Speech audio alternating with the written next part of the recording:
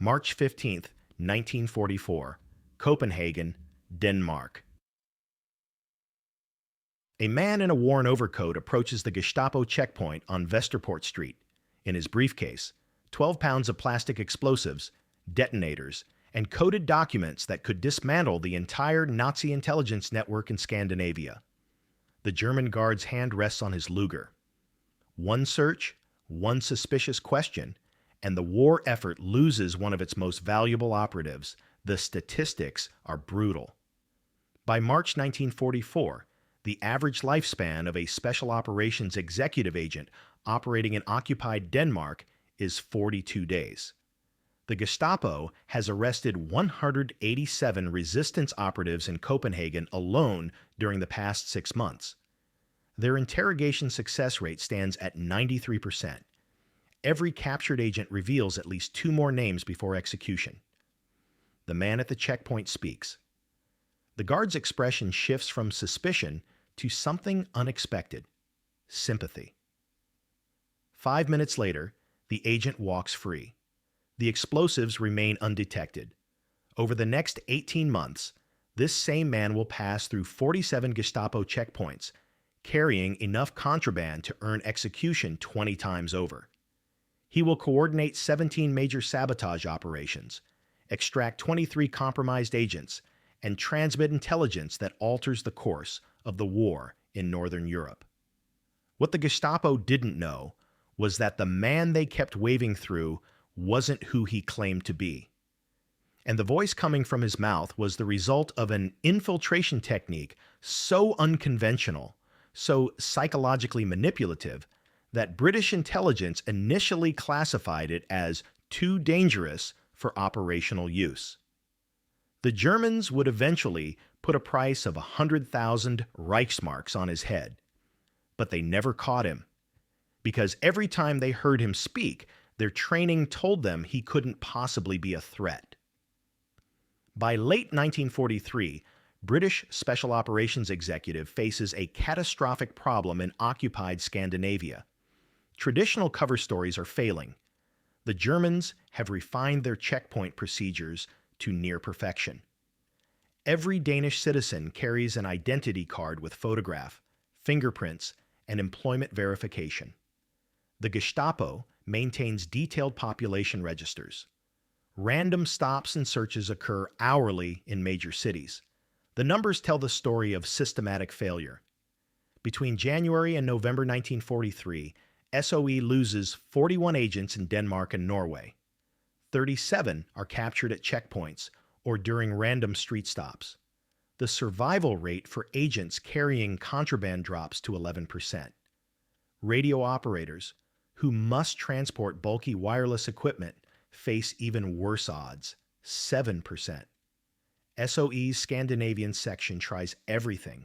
They create increasingly elaborate cover identities: factory workers, postal employees, traveling salesmen.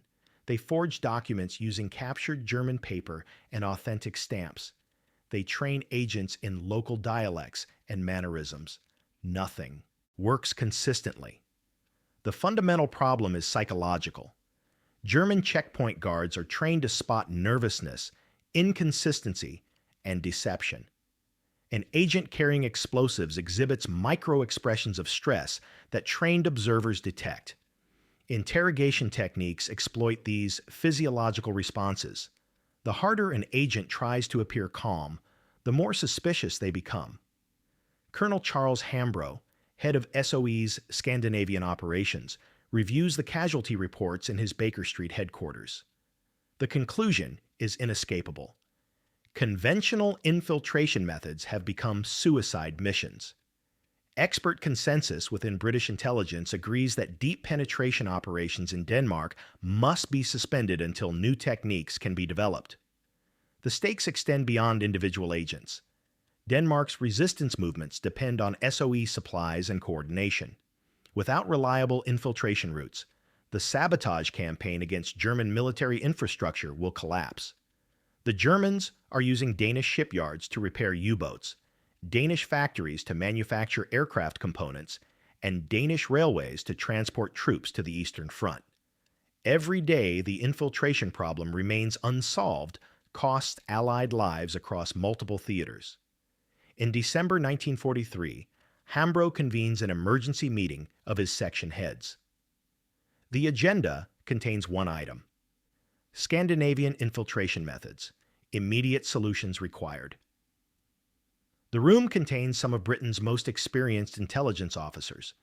Their combined service spans 4 decades. They have run operations in every theater of the war.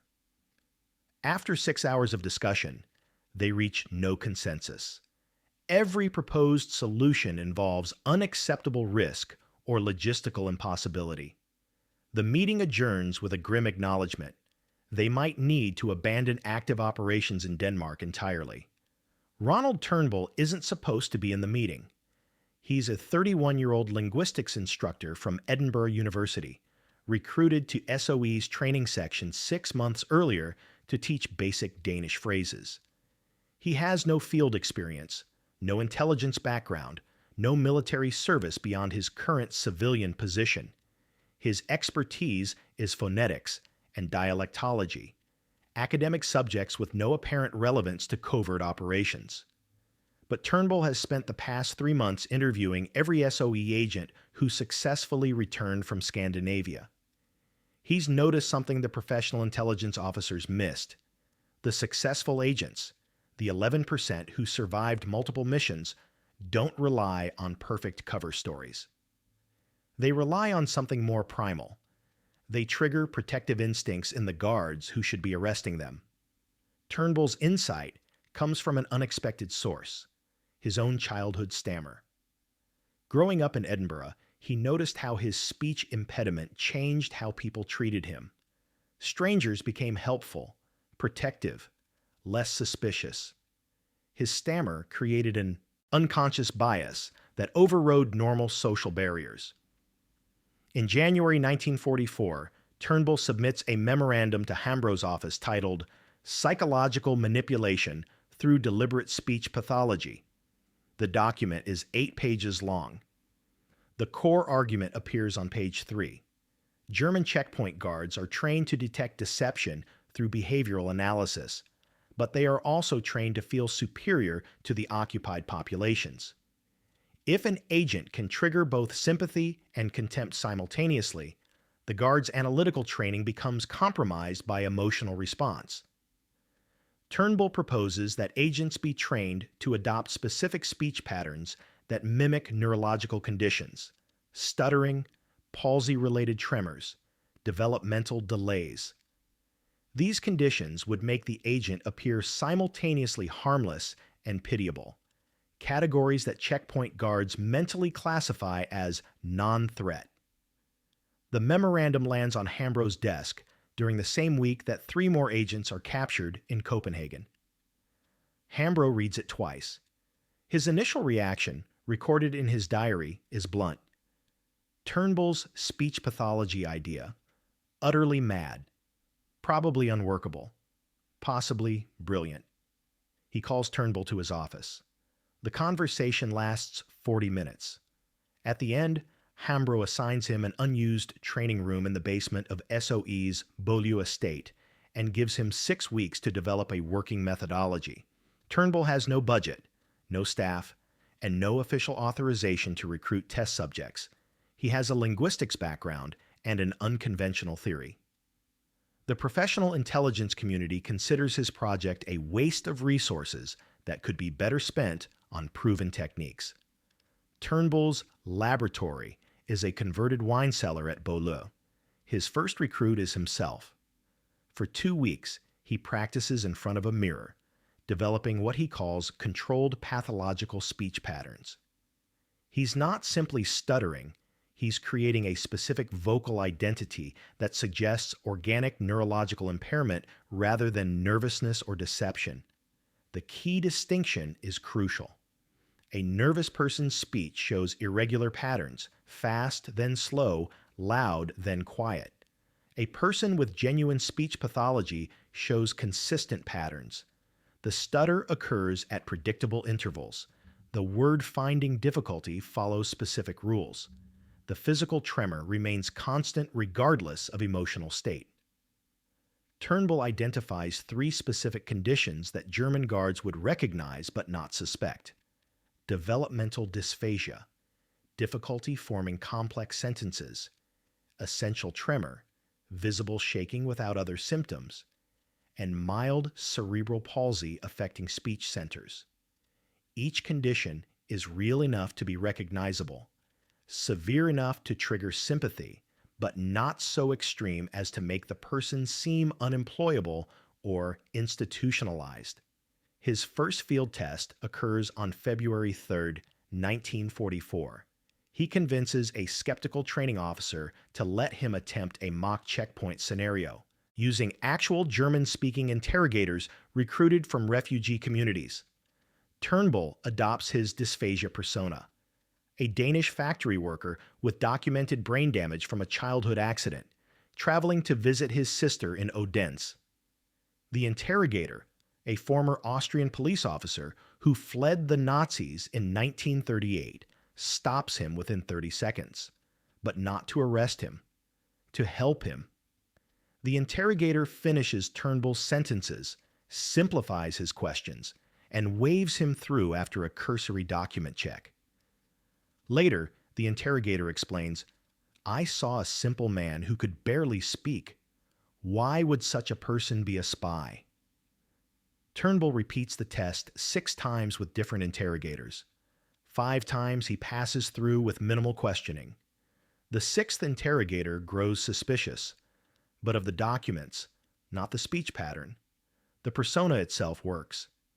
He writes a second memorandum, this time with field test results. He proposes training a select group of agents in these techniques. The memorandum includes a warning. This methodology requires agents to maintain character under extreme stress. A single break in the speech pattern will expose the deception immediately. The psychological demands may exceed those of conventional deep cover operations. When Hambro circulates the memorandum to his section heads, the response is immediate and hostile. Major Nicholas Bodington, head of agent training, writes a scathing 3-page rebuttal. His core argument: Turnbull proposes sending agents into the field deliberately impaired in their ability to communicate. This is operationally insane.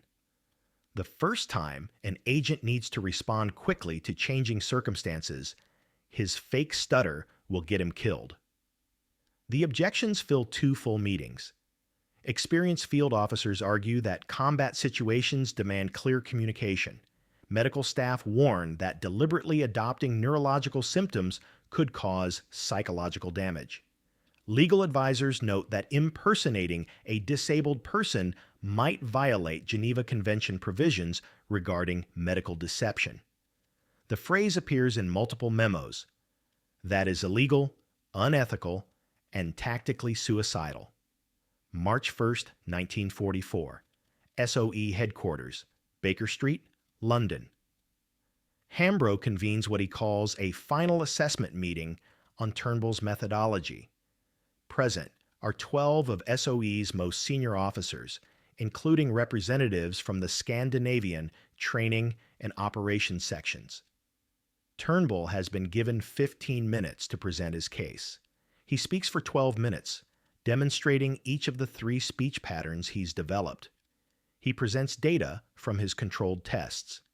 He shows psychological research on German military training that emphasizes hierarchy and contempt for weakness. He argues that checkpoint guards are trained to spot confident deceivers, not pathetic victims. Major Bodington responds first. His voice is controlled, but his words are sharp. "Mr. Turnbull, you are proposing we send agents into occupied territory with a deliberate handicap.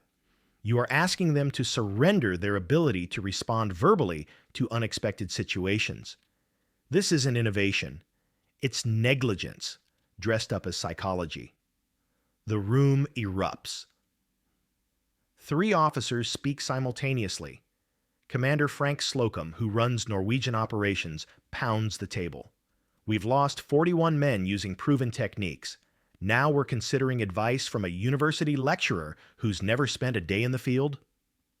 Captain Peter Lee, Chief Medical Officer, adds, "The psychological stress of maintaining a false speech pathology under interrogation could cause actual neurological damage. We'd be creating the very condition we're faking." Turnbull remains silent during the assault.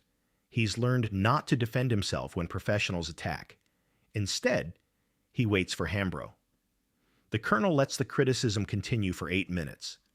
Then he raises his hand. The room falls silent. "Gentlemen," Hambro says quietly, "everything you've said is correct. This is unprecedented. It's risky. It violates conventional training doctrine. And our conventional training doctrine has produced a 93% capture rate in Denmark over the past 6 months." He turns to Boddington. "Nicholas, how many agents do you believe we can afford to lose before we lose the entire Danish resistance network?" Boddington doesn't answer. Hambro continues, "I'm authorizing a field trial. 1 agent, 1 mission, Copenhagen. If Mr. Turnbull's methodology works, we expand the program. If it fails, we suspend Scandinavian deep penetration operations entirely." The decision is made. But Hambro adds one condition. Turnbull himself must go to Denmark to validate his theory. If he believes the technique is sound, he must be willing to risk his own life on it. Turnbull accepts immediately. If you're finding this story as fascinating as we did researching it, make sure you're subscribed to Last Words. We bring you the most incredible untold stories from military history 3 times a week. Hit that subscribe button and turn on notifications so you never miss an episode. Now, back to Turnbull's mission. March 15th, 1944, Copenhagen. Ronald Turnbull, now traveling under the identity of Anders Müller, a 29-year-old factory worker with documented brain damage from a 1937 industrial accident, steps off the ferry from Malmö. His briefcase contains 12 pounds of plastic explosives disguised as industrial soap samples, 3 sets of false identity documents, and coded messages for resistance cells across Zealand. His speech pattern for this mission is developmental dysphagia with mild physical tremor. He's practiced the persona for 6 weeks, 12 hours per day, until it's become automatic. His hands shake slightly but consistently. His sentences are simple, grammatically awkward, delivered with visible effort. He appears to be exactly what his papers claim.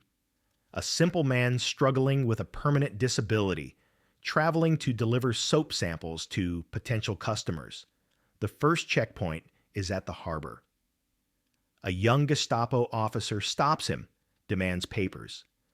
Turnbull responds slowly, his tremor visible as he reaches for his documents. I bring soap for the factory in Valby. My boss, he says I must go." The officer examines the papers, asks where Turnbull is staying. Turnbull's response is halting, confused. My cousin, Österbro? I think Österbro." The officer's expression shifts from suspicion to irritation to something approaching pity. He waves Turnbull through without searching the briefcase. Total interaction time, 90 seconds. Over the next 18 months, Turnbull will refine this performance into an art form. He develops multiple personas, each with distinct speech patterns and backstories. Anders Müller becomes his most successful identity, but he also operates as Lars Petersen, essential tremor, Henrik Nielsen, mild cerebral palsy, and Christian Andersen, severe stutter with word-finding difficulty. The data validates his theory beyond expectations. Between March 1944 and August 1945, Turnbull passes through 47 Gestapo checkpoints while carrying contraband. He is thoroughly searched only twice, both times because of suspicious documents, never because of his demeanor. His capture rate, 0. His mission success rate, 100%. But Turnbull doesn't operate alone. By June 1944, Hambro has authorized training 12 additional agents in the speech pathology methodology. 8 are deployed to Denmark, 3 to Norway, 1 to the Netherlands. Their combined statistics over the following year: 127 checkpoint passages, 11 thorough searches, 0 captures. The survival rate jumps from 11% to 94%. The breakthrough mission occurs on July 4, 1944. Turnbull, operating as Anders Müller, coordinates a sabotage operation against the Burmeister and Wayne shipyard in Copenhagen, a facility repairing German U-boats. He passes through 3 checkpoints carrying timing devices and detonators. At the 3rd checkpoint, a Gestapo sergeant named Klaus Hoffmann stops him.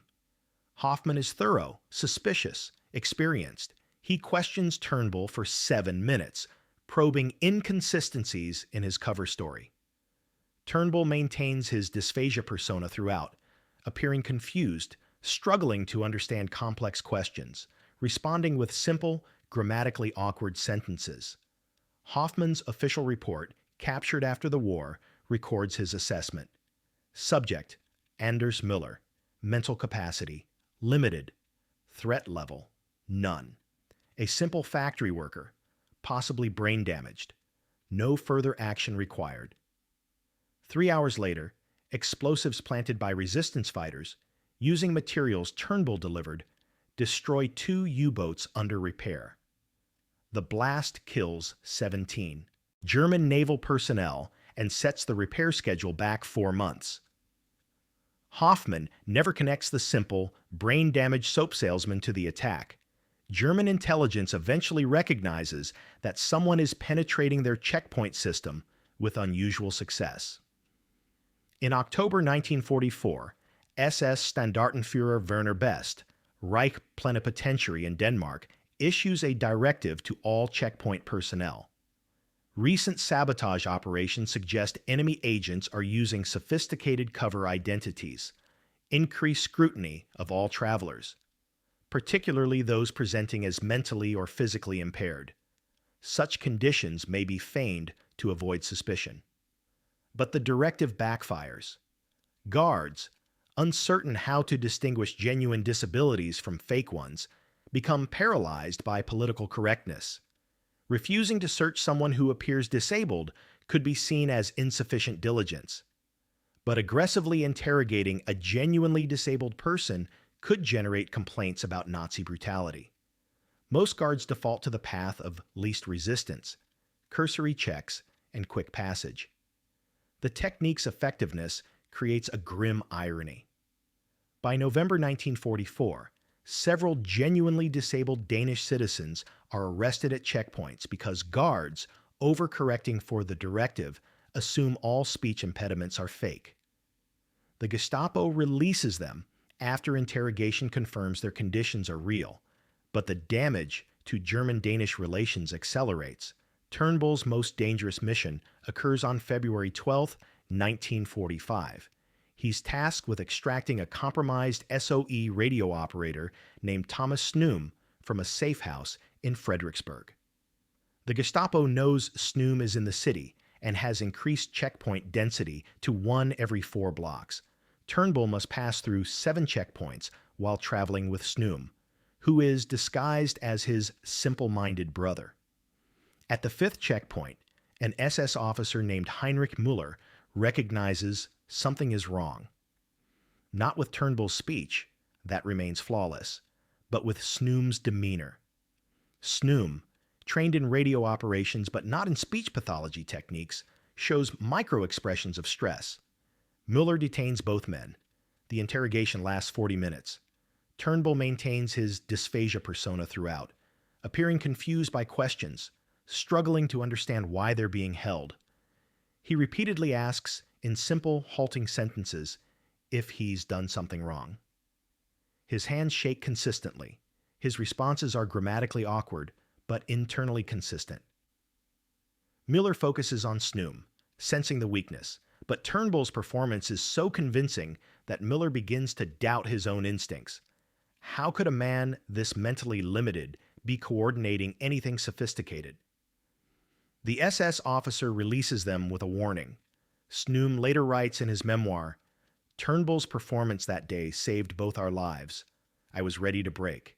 But watching him play the fool so convincingly, I realized the Germans couldn't imagine that. Someone who spoke like that could be dangerous. It was psychological warfare at its most elegant." The story gets even more incredible from here. If you're enjoying this deep dive into one of World War II's most unusual intelligence operations, please take a second to like this video. It helps us bring you more untold stories like this one. And check out our community post where we've shared declassified documents from Turnbull's missions. Now, let's talk about what happened after the war. The final statistics are remarkable. Between March 1944 and May 1945, agents trained in Turnbull's speech pathology methodology complete 247 checkpoint passages while carrying contraband. They coordinate 34 major sabotage operations, extract 47 compromised agents, and transmit intelligence that contributes to Allied planning for the liberation of Denmark. Their capture rate, 2.4%, compared to the 89% rate for agents using conventional cover techniques during the same period. The methodology saves an estimated 180 Allied lives, both agents who would have been captured and resistance fighters who would have been exposed through interrogation. The sabotage operations they enabled destroy or damage 17 German military facilities, sink or disable 23 vessels, and disrupt rail transport for a cumulative total of 340 days. German forces never fully understand what happened. Post-war interrogations of Gestapo officers reveal widespread confusion about how British agents penetrated their checkpoint system so effectively.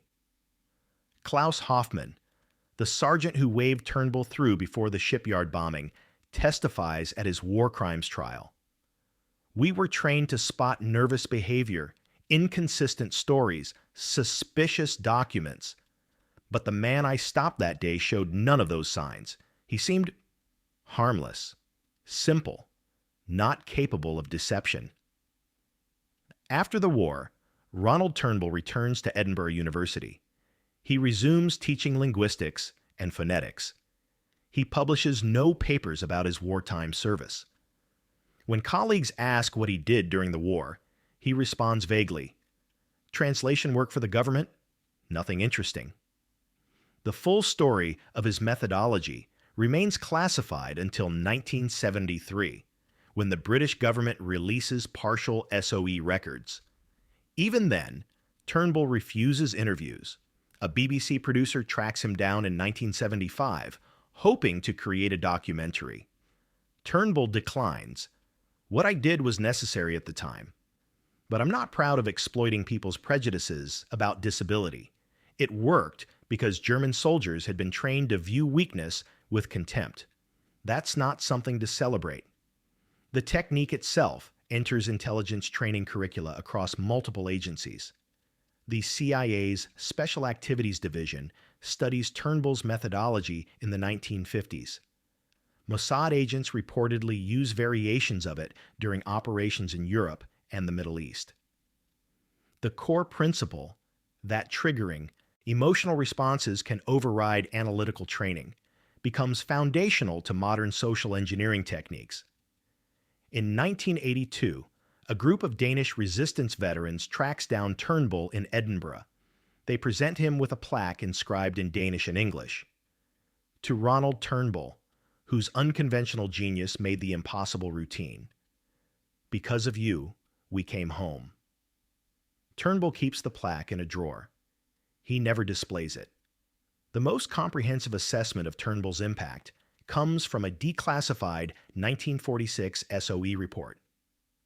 The speech pathology methodology, developed by Turnbull, represented a fundamental shift in infiltration doctrine. Previous techniques focused on creating perfect cover stories that could withstand logical scrutiny. Turnbull recognized that human psychology often overrides logic. By triggering emotional responses, sympathy, contempt, protective instincts, he created cover identities that didn't need to be perfect. They simply needed to be psychologically compelling. Modern intelligence agencies still teach variations of Turnbull's techniques, though adapted for contemporary context. The principle remains unchanged. The most effective disguise isn't one that withstands scrutiny. It's one that prevents scrutiny from occurring in the first place. Ronald Turnbull dies in Edinburgh on November 23, 1994, at age 81. His obituary in The Scotsman mentions his distinguished academic career and his wartime service with British intelligence. It doesn't mention the 47 checkpoints, the 12 pounds of explosives, or the 180 lives saved. At his funeral, a Danish man in his 70s approaches Turnbull's daughter. He introduces himself as the son of a resistance fighter who worked with her father during the war. He says, "My father told me that Mr. Turnbull was the bravest man he ever met. Not because he fought, because he was willing to appear weak, to be laughed at, to be dismissed as simple, all so others could fight." The lesson of Ronald Turnbull's story isn't about speech pathology or checkpoint procedures. It's about the power of unconventional thinking in desperate circumstances. When proven methods fail, when expert consensus offers no solutions, sometimes the answer comes from someone with no right to have it, someone willing to question fundamental assumptions about how deception works. Turnbull understood something that professional intelligence officers missed.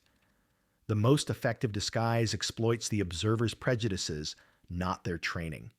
He turned German contempt for weakness into a weapon. He made vulnerability into armor. And in doing so, he changed how intelligence agencies think about human psychology and operational security. The technique still works today because the psychology remains unchanged.